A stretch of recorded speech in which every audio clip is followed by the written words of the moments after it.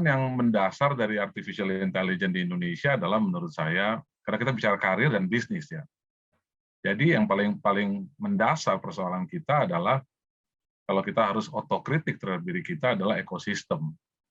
Itu adalah persoalan paling mendasar di dalam diri kita. Jadi kalau kita mau membangun satu kemajuan di dalam artificial intelligence, nanti kita akan bicara lebih mendalam apa itu artificial intelligence. Artificial intelligence itu adalah sesuatu yang berbeda dengan era informasi ya. Jadi internet adalah era informasi, artificial intelligence adalah kita sebut sebagai era augmented era.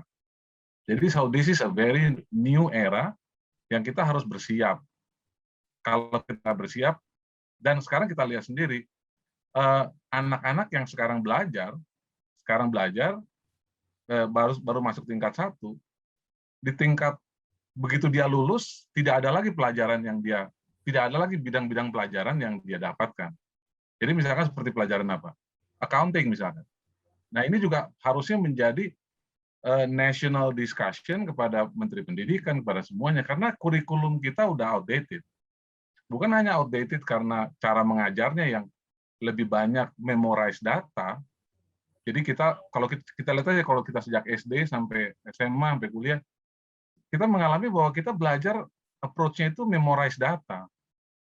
Bagaimana supaya kita lulus ujian kan gitu. Jadi kita nggak menganalitik data. Kita nggak belajar analytical skill kita sejak awal. Nah, itu juga menjadi persoalan ekosistem. Nah, ekosistem yang terakhir adalah tentang karir dan bisnis AI. Nah, persoalan ini yang paling mendasar juga. Kenapa India menjadi satu hub besar kepada seluruh proyek-proyek AI? Kenapa Indonesia mulai ketinggalan jauh sekarang oleh Singapura dan Malaysia?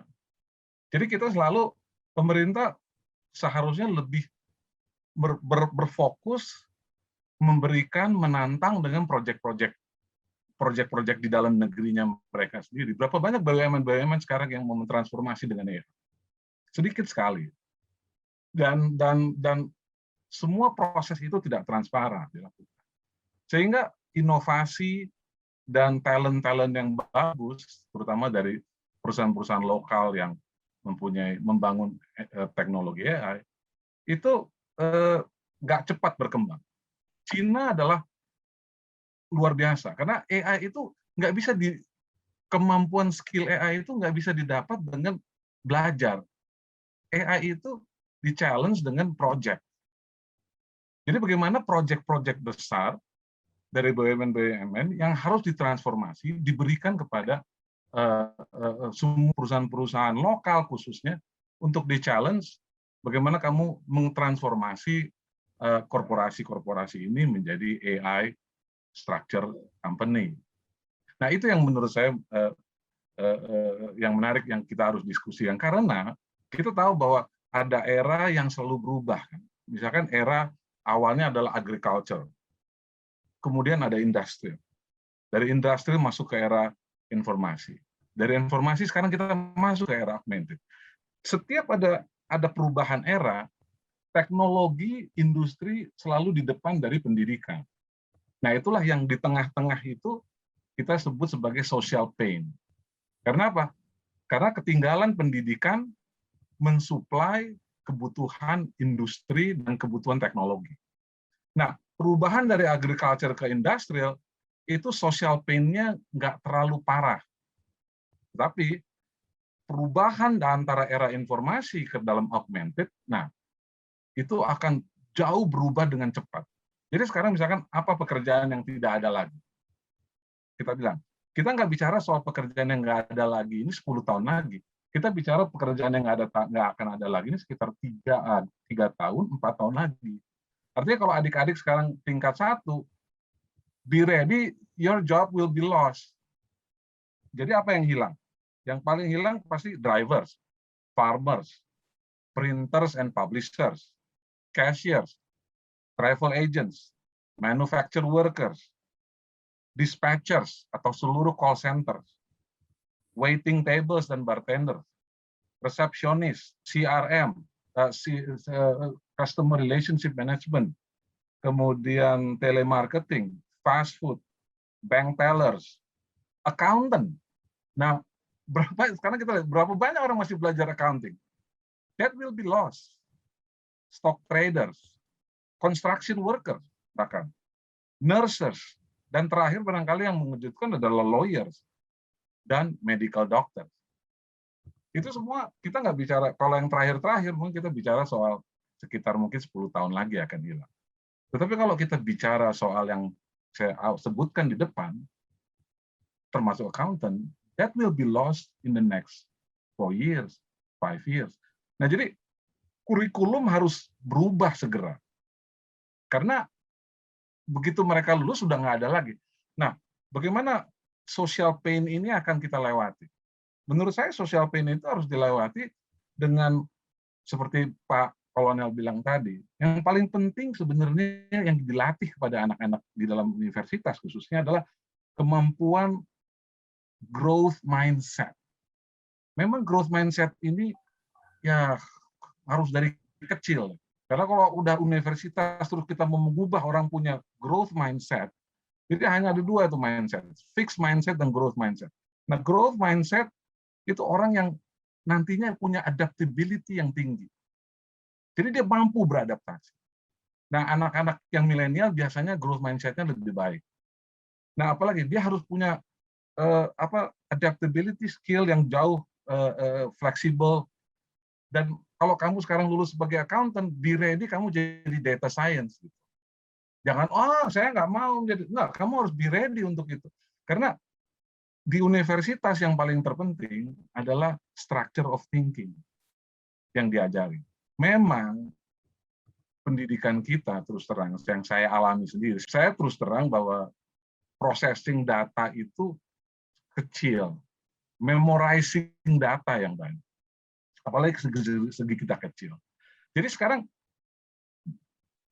para employer kayak saya, tahun 2018 saya scouting banyak sekali, saya interview banyak sekali engineer Indonesia, perusahaan-perusahaan AI di Indonesia, dan tidak dapat. Nah sekarang mostly engineers kita adalah dari India. Ya, mau bilang apa lagi?